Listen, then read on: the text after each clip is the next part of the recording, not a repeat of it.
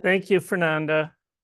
Yeah, I volunteered to give this seminar for three reasons, I guess. All of you are part of the Department of Animal Science at one level or another. I think it's important to realize the heritage that's represented by this department, where it came from, where it is today. So that's the first reason. Also, I think there's a lot you can learn from history. Like I like history. So I study how other scientists behaved because that kind of helps me doing my own science, seeing how other people dealt with their own scientific research problems. So I'm going to give a few examples of some of the research experiences that went on here in the Department of Animal Sciences. And then the third reason I'm giving this seminar, anybody who hangs around me knows, I really like history. So I'm always trying to figure out what happened before and why. So I'm going to give this just snapshot of the history of the Department of Animal Sciences. And I put up these two pictures for my title slide because it really shows how in some ways animal agriculture has changed. That top picture, I guess both guys have hats.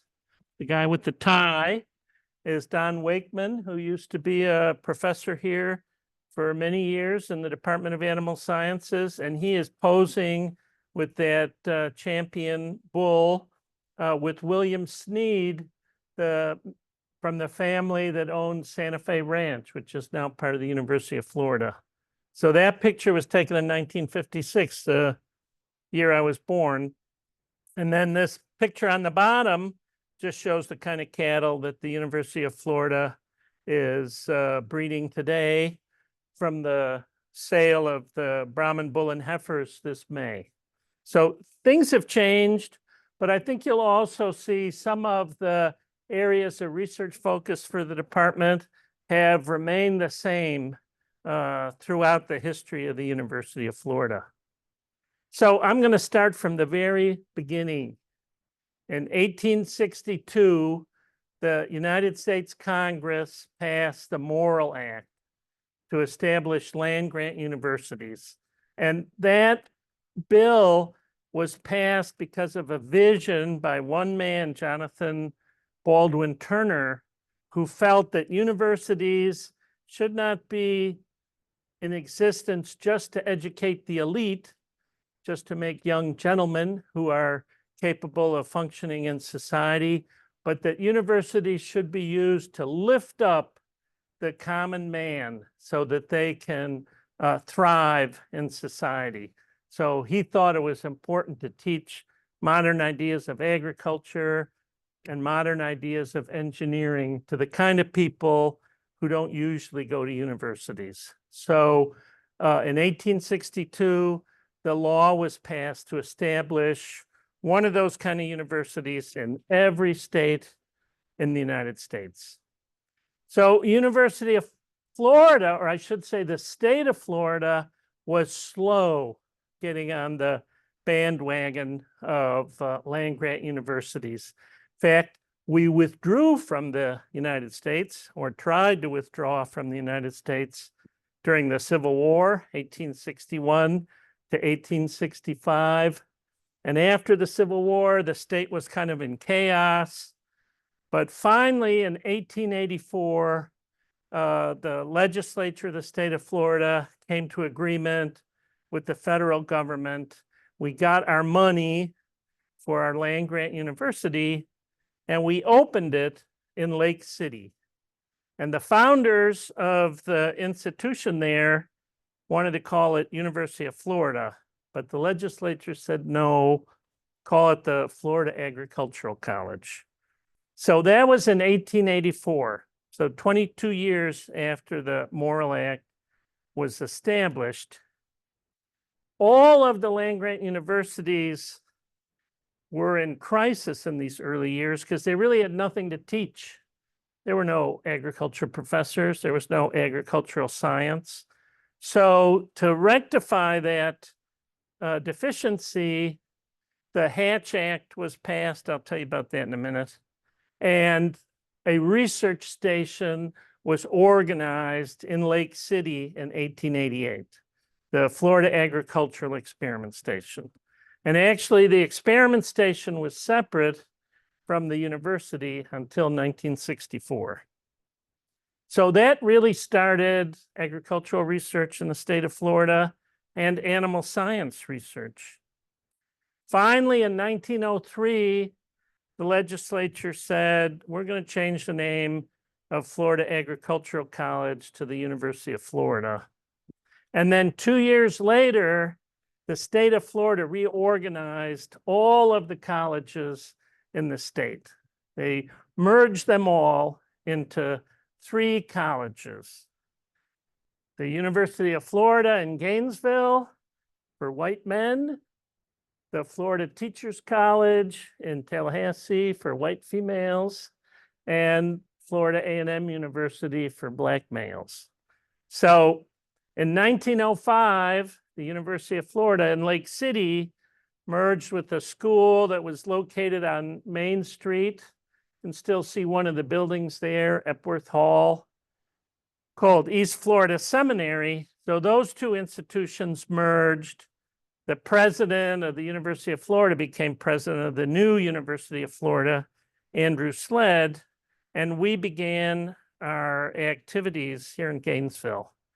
So the Animal Science Department, which was called the Department of Animal Husbandry, is one of the first departments formulated here at the Gainesville location of the University of Florida. So there's no department at the university older than our department.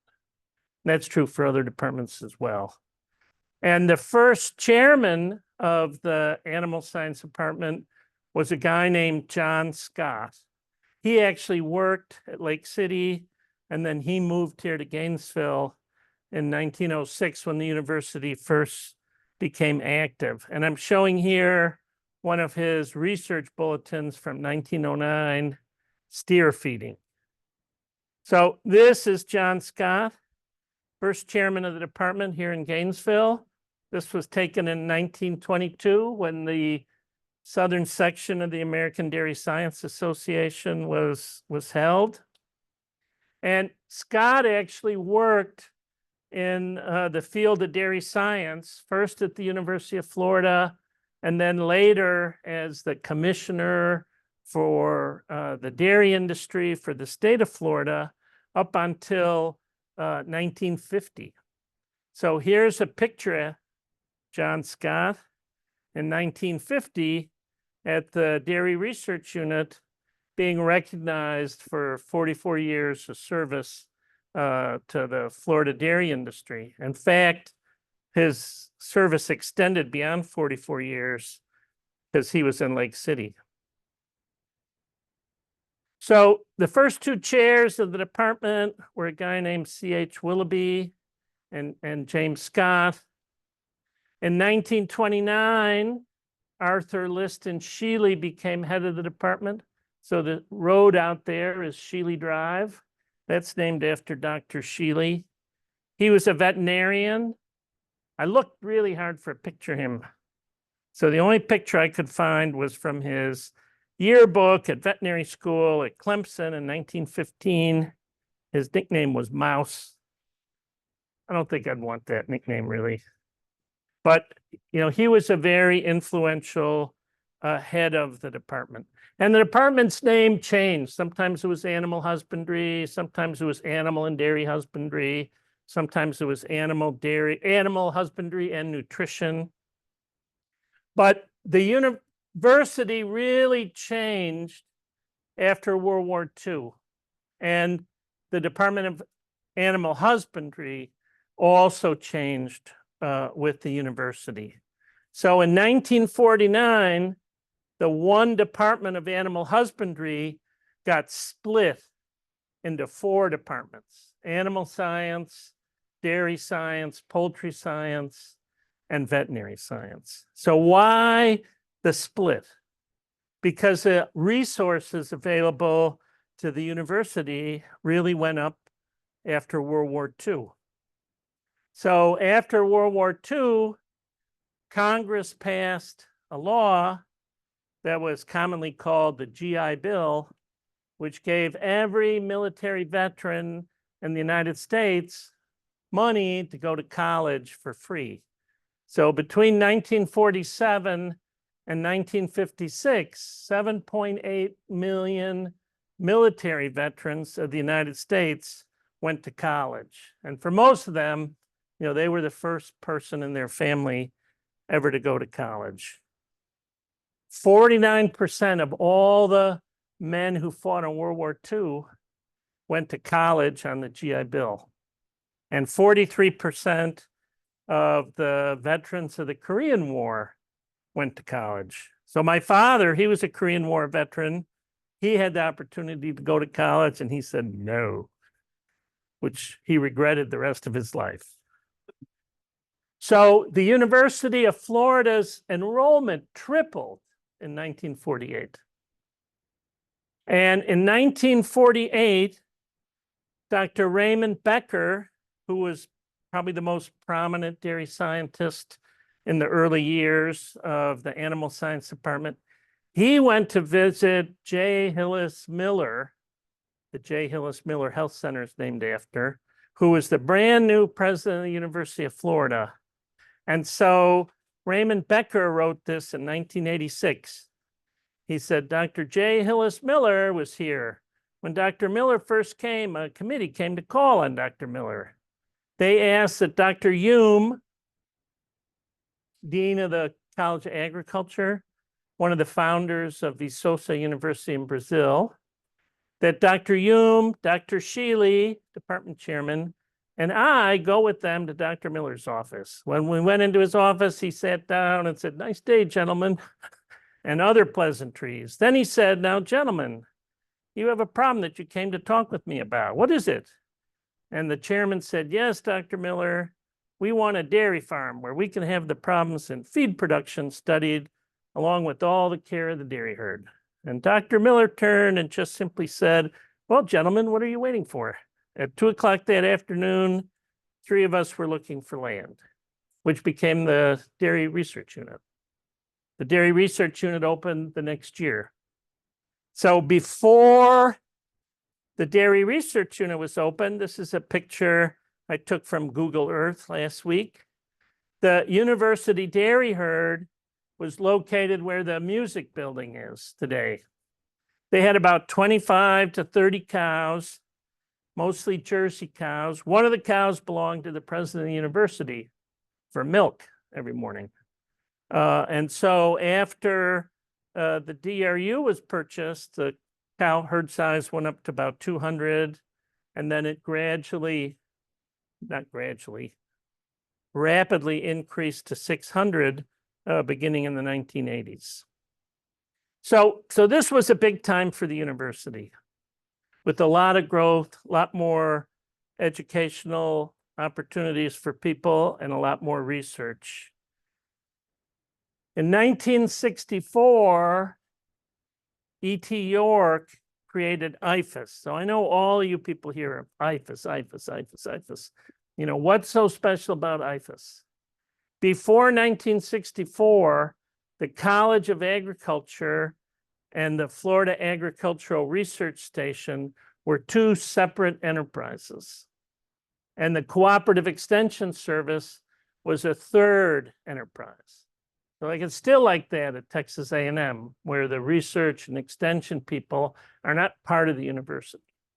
So that's what it was like at Florida until E.T. York created IFAS. And in the early years of IFAS, they didn't even put University of Florida on the logo because they thought they were big enough. They didn't need to do that. But eventually they thought probably would be a good idea to put that on there. In 1975, the Dairy Products Lab closed. So when they split the 3 departments, dairy science was involved in dairy cattle, but also in the manufacture of dairy foods. And we had a commercial plant to produce milk, cheese, and other products. Gatorade, everybody knows Gatorade, Gatorade was developed in the dairy products lab, but it closed in 1975.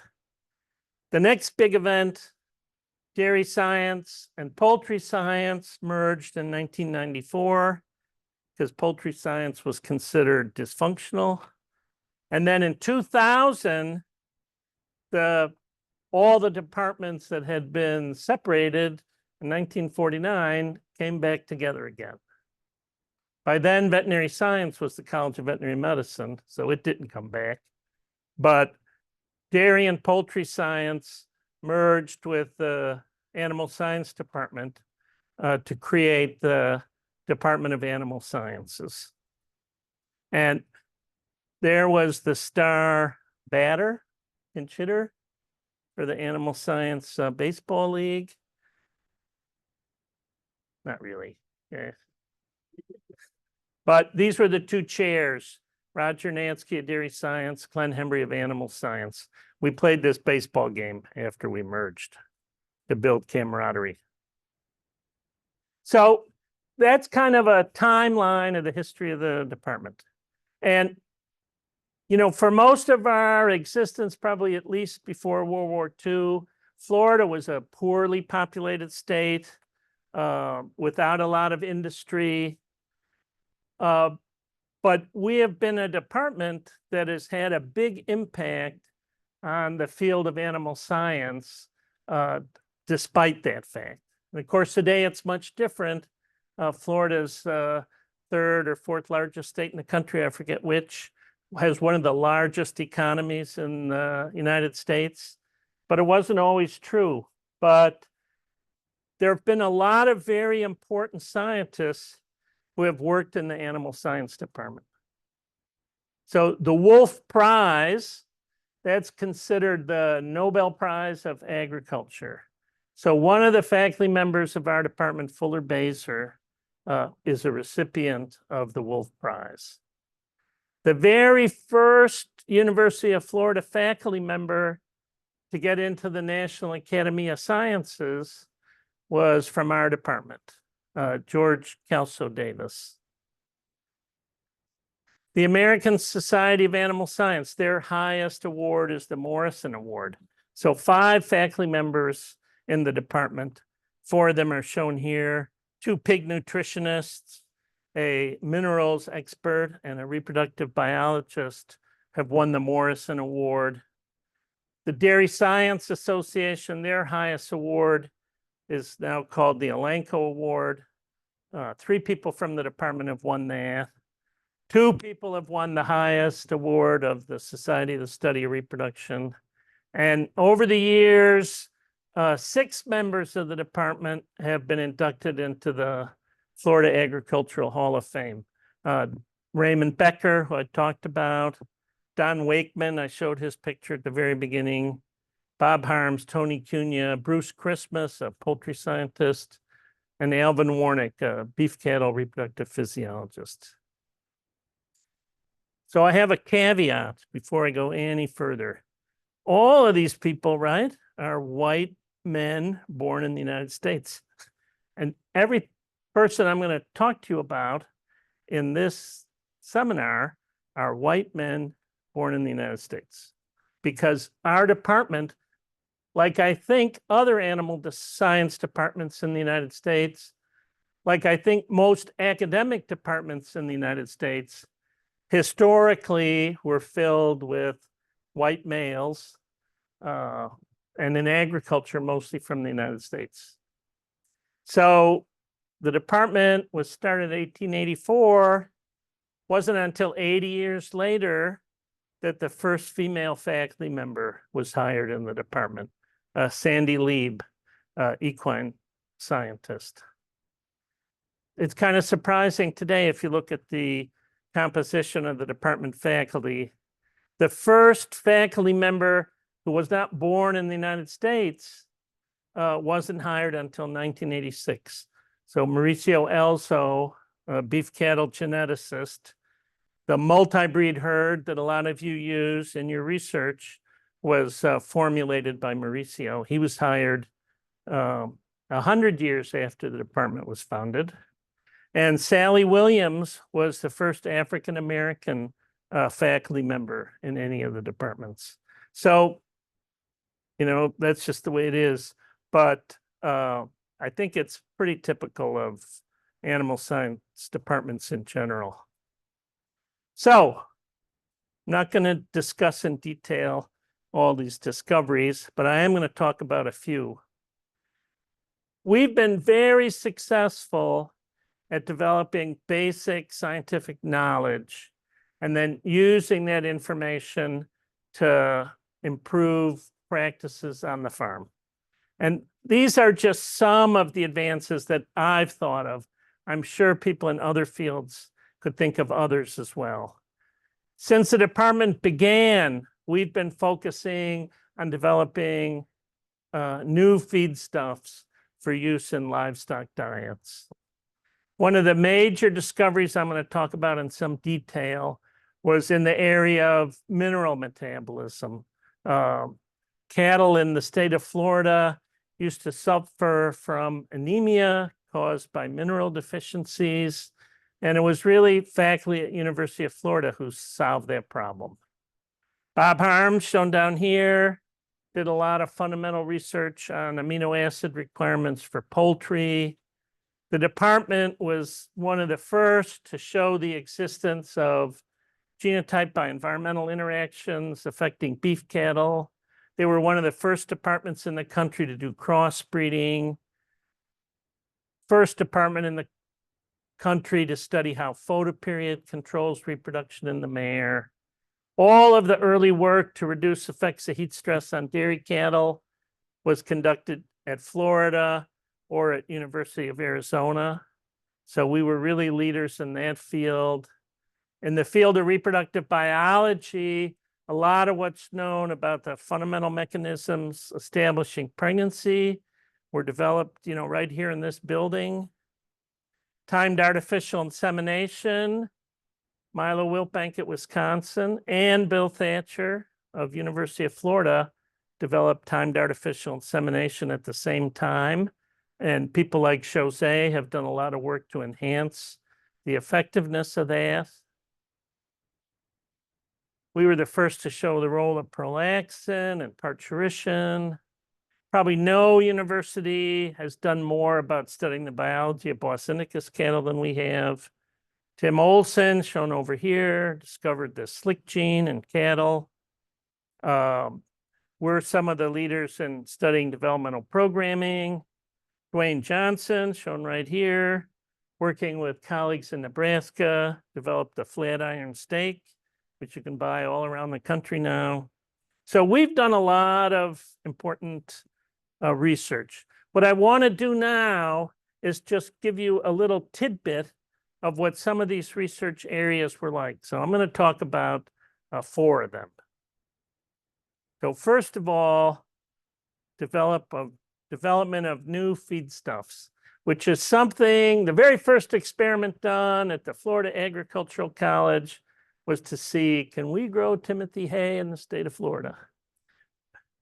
So ever since the very beginning, faculty in this state have been identifying new sources of nutrition for livestock.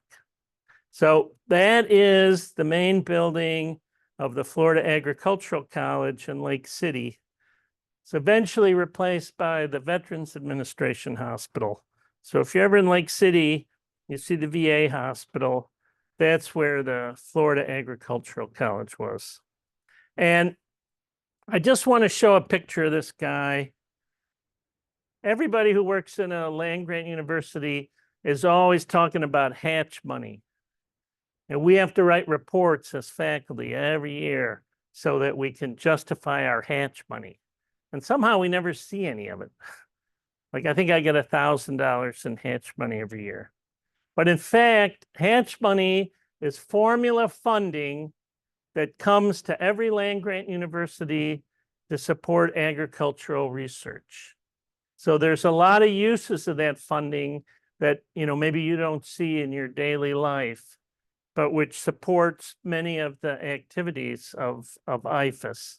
And this guy, William Hatch, who was a congressman and then a senator from Missouri, he got this bill passed because all of the land-grant colleges were failing in 1885, 1886, because they had nothing to teach. Yale used to be a land-grant college. They withdrew. MIT was a land-grant college. They withdrew. North Carolina was a land-grant college. They all withdrew because they thought this is a useless project. There are no agricultural professors. There is no agricultural science. So he led the effort to pass the Hatch Act to create an agricultural experiment station in each state. And so then the University of Florida got involved in animal science research. The first director of the experiment station was a guy named John Cost, who I'm sure knew nothing about agriculture. He was previously a professor of moral philosophy and geology. And I think it's interesting, once he was appointed in 1888, immediately the state newspapers thought this guy is more interested in abstract scientific research than in solving the problems of the everyday Florida farmer. And I'm sure today, if you went around the state of Florida and asked them about IFAS, a lot of the farmers would say they're more interested in abstract scientific research than solving the applied problems of the Florida farmer. So that's been a long-term issue, I think, for every agricultural college. And these were the first 5 scientists appointed at the Florida Agricultural Experiment Station. And this guy here, George Troop Maxwell, was the animal scientist. He was a veterinarian. He was in the Civil War on the side of the Confederacy. He was a colonel in the 1st Regiment of Florida Cavalry. And he got hired, and he said, why is John J. Cost making $1,500 a year, and I'm only making $500 a year? So he started writing to the Board of Control saying, this John J. Cost needs to be fired. So the Board of Control fired him. But then they decided, he's got some points about John J. Cost, so they forced him to resign. So the early years of the Florida Agricultural Experiment Station were not glorious ones. Probably the first impactful scientist working on problems of animal agriculture at the Florida Agricultural College was Horace Stockbridge. So he grew up in Massachusetts. He was a Christian missionary. He was one of the first faculty at Hokkaido University in Japan, just a few years after Japan opened up to the West. And before he came to the University of Florida, he actually founded North Dakota State University. So this picture comes from North Dakota State Archives. He was the first president there.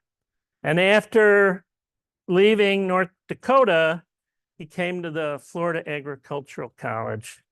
And he was interested in finding alternative feedstuffs for livestock in Florida. A lot of the crops that grow well up north don't grow very well in the conditions in Florida. So he was interested in, among other things, cassava as a crop or as a feedstuff for cattle.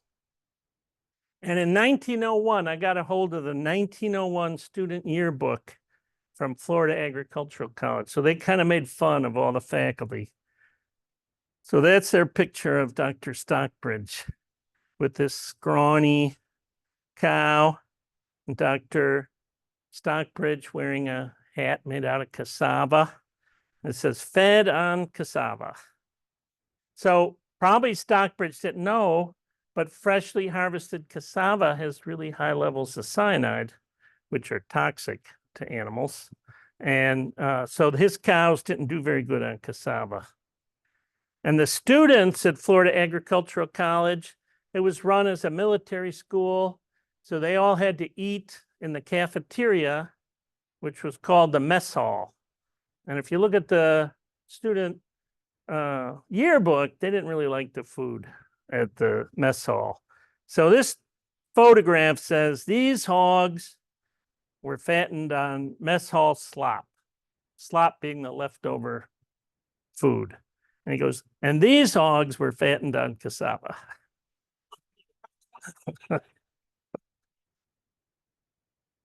So in the early years of the department, a lot of interest in alternative feedstuffs. For a long time, people thought velvet bean was the secret to animal agriculture in the state of Florida. So that's Newell Hall in the background.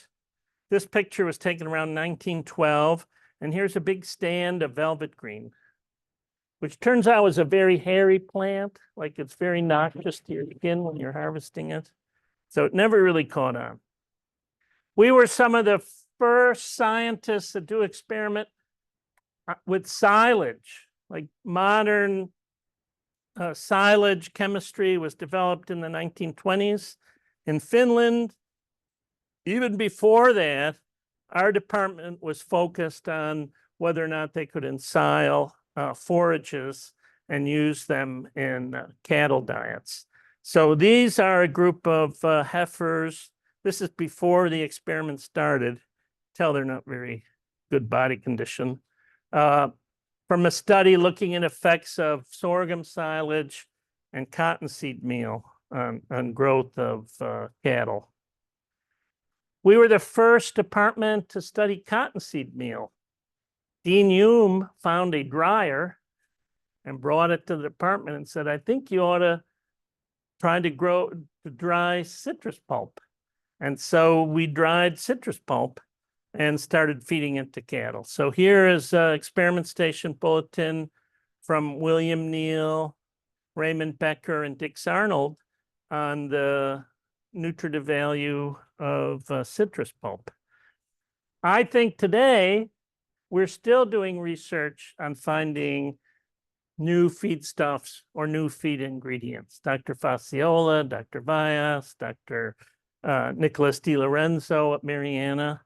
So I think, one of the constants in animal science research in our department and probably the whole United States is nutritional research in livestock focused on finding new feedstuffs.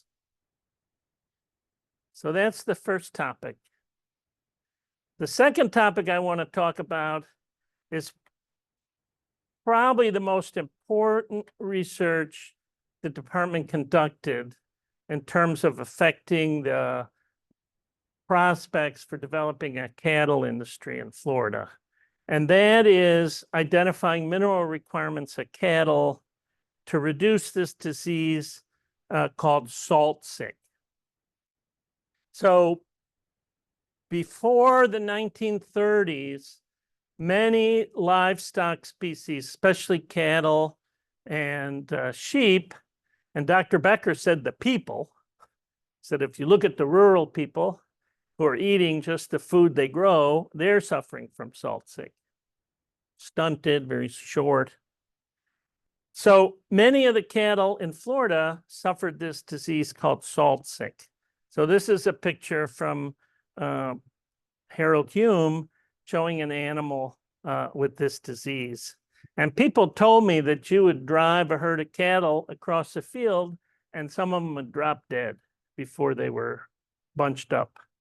So this was a very serious disease and really limited the ability of the state of Florida to raise livestock.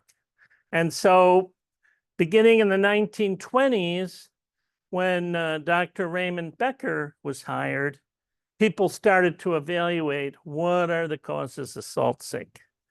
So this is Dr. Becker. I actually met Dr. Becker. He had your office job. So this is Dr. Becker as a young man, milking dairy cows in New Jersey. This is Dr. Becker in World War I. He got gassed in France, mustard gas, which affected his health the rest of his life, but he lived to be into his 90s. He studied mineral deficiencies in cattle at University of Minnesota for his PhD, His PhD thesis is in the hall in the other building, if anyone wants to see it. And when he came here, he started studying salt sick. And eventually, he decided that there's 3 nutrients that are deficient in Florida that cause this phenomenon: iron, copper, and cobalt. And so he started recommending the feeding of those 3 minerals to improve the health of cattle. Another faculty member continued to work on this salt sick disease. And you heard me mention George Kelso Davis, the first member of the National Academy of Sciences.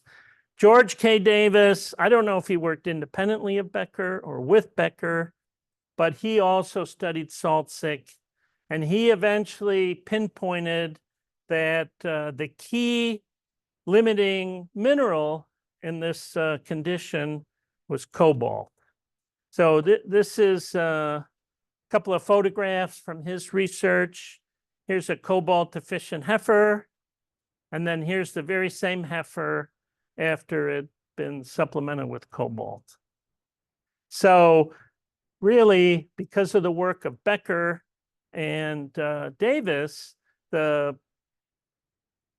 health and well-being of cattle in Florida improved tremendously. So I have little messages throughout this talk.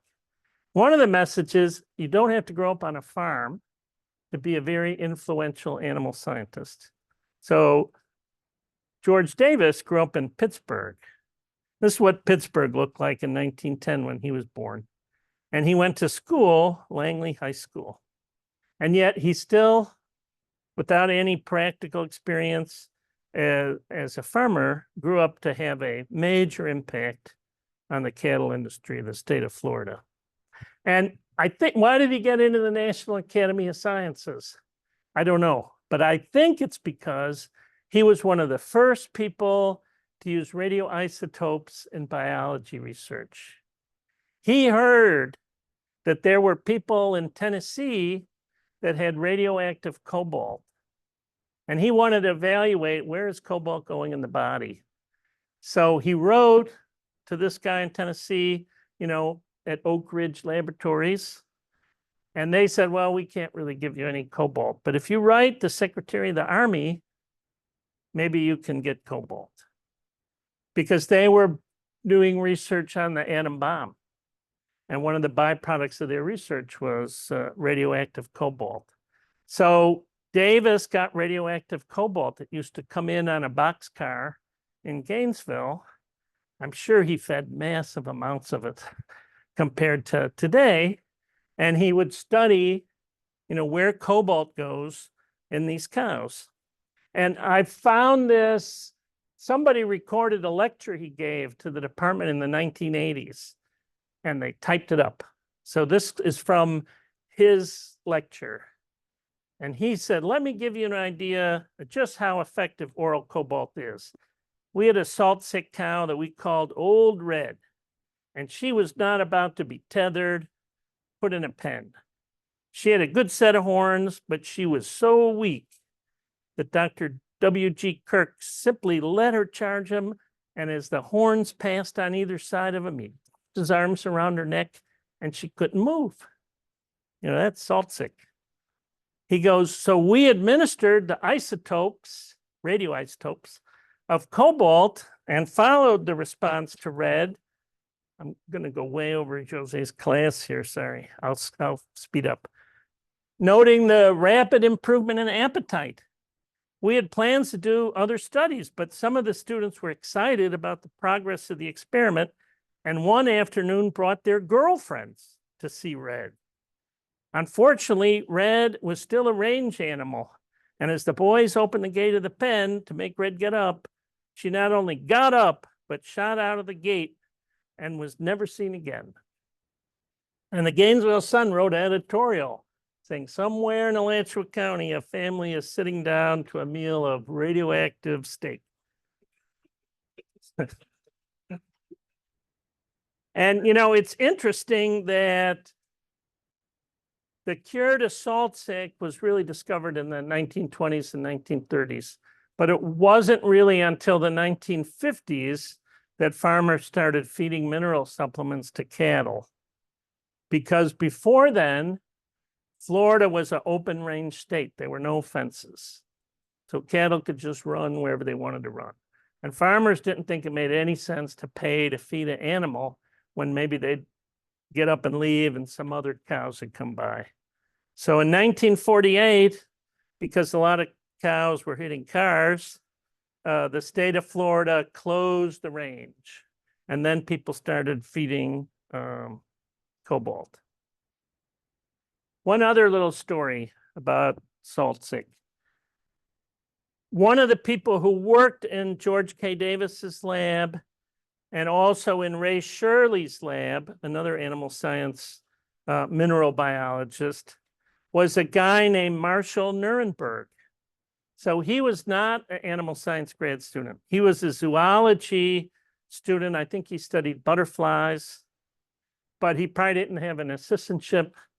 So he used to work in the labs of Shirley and Davis to make money.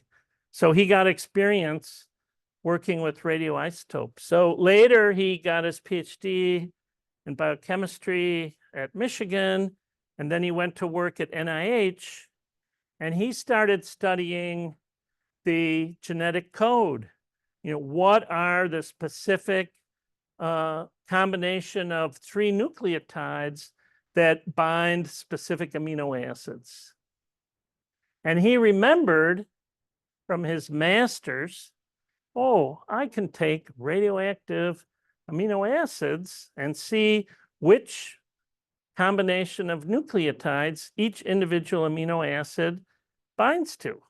So he started doing these experiments. These are 6 pages from his notebook taped together, where he took radioactive alanine, radioactive phenylalanine, so on and so forth, and looked to see if it would bind to each individual combination of nucleotides. So he won the Nobel Prize in 1968 for breaking the genetic code. And when he gave his lecture, he mentioned Ray Shirley and George K. Davis as the inspiration for using radioactivity to study biology. So, you know, there's a little message there. A lot of things you think you're not interested in could actually be pretty important for your ability as a scientist. You know, you come to this seminar, you hear somebody talking about a topic you don't care about. But sometimes you'll hear about something you didn't know about that you can actually use later for your own research. So that's what Nuremberg did. Probably as close as we got to a Nobel Prize. Your class starts at 5, right? 5:10, okay. So I'm going to go faster. I have another 10 topics. We were the first department to show genotype by environmental interactions. In other words, the best genotype in one environment is not necessarily the best genotype in another environment.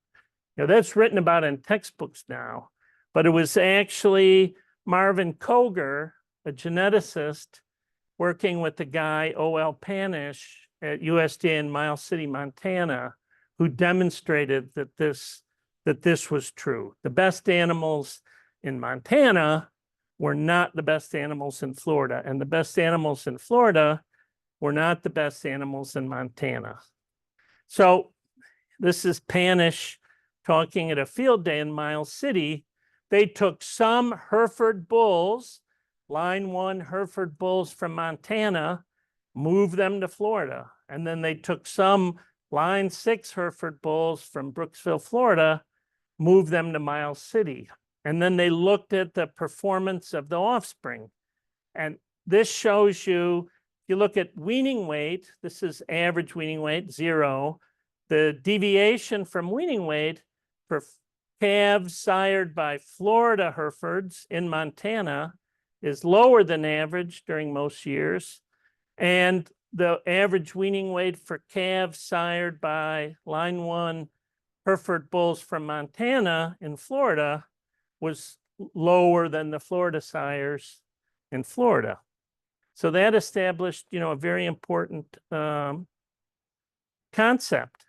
What's so important about line 1 Herefords, besides the fact that there's genotype environment interactions? The very first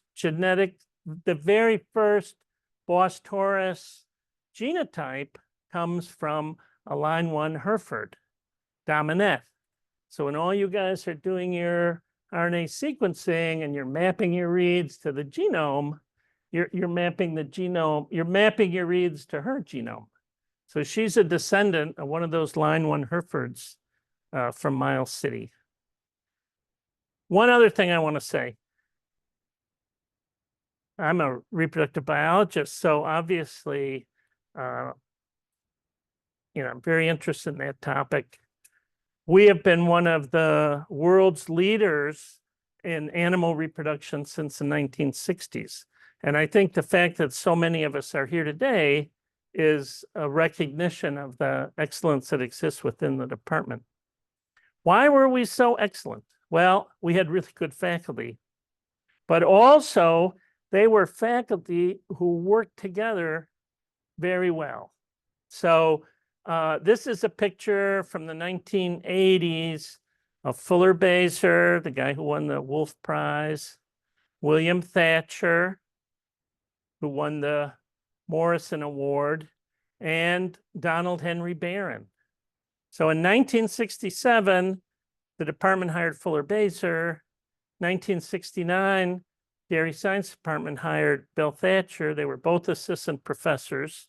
And in 1967, Yale University said, Dr. Barron, you are 65 years old. You have to retire. He was a world-class placental biologist who used a sheep as a model. So he got an endowed chair in OBGYN at Florida. And these 3 guys started working together. And they included other faculty, Mike Roberts from biochemistry, and then many of the repro faculty from the department. And it really, because of the combination of expertises, the lack of jealousy over each other's success, that led them to all of the accomplishments that they achieved. So I just wanted to show this title page from one of Bill Thatcher's first PhD students, Frank Kwasdowskis. He got his PhD with Bill in 1974. He went on to be a faculty member at Virginia Tech. And look at his acknowledgments. Gratitude is expressed to Dr. C.J. Wilcox for his invaluable assistance with statistical analysis. Wilcox was a geneticist in the Dairy Science Department. He's grateful to R.M. Abrams for the close association assistance throughout this endeavor. Abrams was a physiologist in the Department of OBGYN here at Florida. And then thanks are due to Dr. Barron, OBGYN, Dr. Baser, Animal Science, Dr. Caton, OBGYN, Dr. Head, Dairy Science. Special thanks goes out to Dr. Raymond Becker for his encouragement and friendship. So this guy's PhD involved the efforts, and I'm sure close efforts, of 7 other faculty. And I think it's one of the reasons the reproductive biology group in our department was so successful. So that is the end of my talk. Dr. Stockbridge might have been on the wrong path looking at cassava, but he really started heritage in terms of animal science research that continues to this day. And I think everything we do today is built upon all the things that these faculty I talked about and other faculty achieved at the University of Florida. So be glad to take any questions or comments.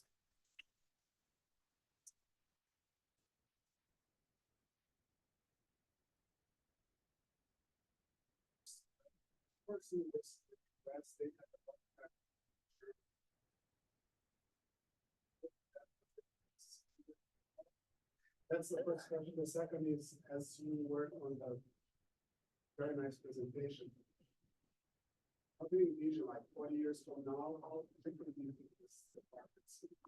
Well, the first question, I asked myself that same question as when I was putting this together, I said, some people are going to be ticked off. All I'm talking about are white men. And then I realized American white men. So then, I mean, I asked myself, how common was this? So, I mean, I don't really have any kind of data about that.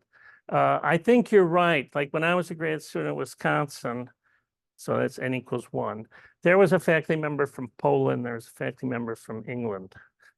Everybody was male. Faculty was probably 30 faculty. My guess is that was fairly typical. And it, animal science is probably more conservative than the average academic department. But I would say even in most scientific departments, except for European chemists and physicists, biologists, it was probably mostly, American men. How's it going to be in the next 40 years? I've also invited myself to give a seminar on that topic next semester. Yeah. I think we're at risk of disappearing. I don't think we will, but the societal drivers of animal science in 1910, people were hungry. It's a much different situation today. So yeah, I will talk about that. Ima. I have a question. Why did you or you have changed from Jersey cow to the Holstein cow? Is it like there is like a change trend with from people from Jersey to Holstein? I think that was a national trend, that if you came to the United States in 1880, Jerseys, Guernseys, Alderneys, which have completely disappeared, were the predominant breeds. I read a paper that James Scott wrote in 1909, where he said there are 40,000 so-called dairy cows in the state of Florida, and most cows do not make enough milk to justify the feed they are paid for. A lot of dairy cows were used just to produce milk for the family or to produce milk for a few people. And, I'm actually not that familiar with how we went from a much more commercial dairy industry focused on feeding large cities, right? But certainly in the United States, historically, clusters of dairy farms were near big cities because milk was expensive to haul.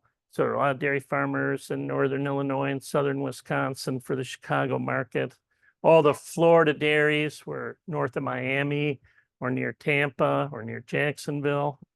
So, but how we transitioned and when we started transitioning to the Holstein, I don't know. You know, Jose? Probably the 50s. Or like in my country, like Holstein is come from government programs. Do like Holstein come here because of just like business or there is like info government?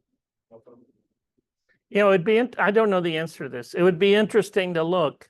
What was the difference in milk yield in 1900 between a Holstein and a Jersey versus today? Did they both increase at the same rate, or did Holstein adopt technology sooner that let them become, a much more economically viable animal? I don't know.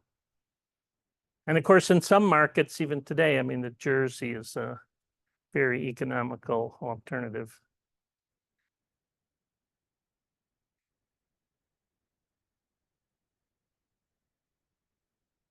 Link? So when I thought like university might be a hub to a local community or larger community, but right now there's I guess I'm feeling like university is kind of a company that do some branding stuff. Like, what do you feel about this movement? Whether we're becoming more like a company and less. Yeah, no, I, I don't think that's true. Yeah. I would say if you look at historical trends on universities, ag schools kind of lag behind other departments. So faculty don't pay their own salaries in ag schools, whereas in biomedical departments, they do. In liberal arts departments, they don't get paid in the summer. You know, gradually colleges of agriculture are moving more towards a biomedical model. Some biomedical departments are very focused on intellectual property. So are animal science, so are ag schools, but to a lesser extent. And, you know, I think the land grant ethos of the university existing to help the public is still there. So, you know, faculty are expected to consult for free, at least here in Florida, with agricultural producers in Florida. You know, that's changing too gradually. But I don't think we're quite like a company yet. But, you know, you do see those trends. The faculty here would probably agree. We're all supposed to have faculty service accounts where we can charge people for things we're doing. You know, that used to be anathema in the College of Agriculture. But I don't think we're there yet. But anyway, I don't know. Like a financial by media means the project and grant meaning like in the past by the faculty member present. So in the old days, and I think the old days includes like even up to the 1970s, I think agricultural scientists expected that the college would pay for their research. That they wouldn't, you know, they didn't think about writing grants so much. But research was a lot less expensive back then. You know, the technical approaches to science were pretty simple. You know, nobody was paying thousands of dollars for genome sequencing. Research was cheaper. Programs were smaller. There were no postdocs. And it was expected that the college would pay for the research. So the USDA, they administer the hatch money. They didn't have a competitive grants program until 1984. So before 1984, it would have been difficult to get a grant. And in fact, the grant funding has not really increased much since 1984. But you know, it has changed the culture of agricultural research in the US, where if you're going to depend upon what the department can give you, you're going to fail. You have to go out and get money, which makes us more like the rest of the university.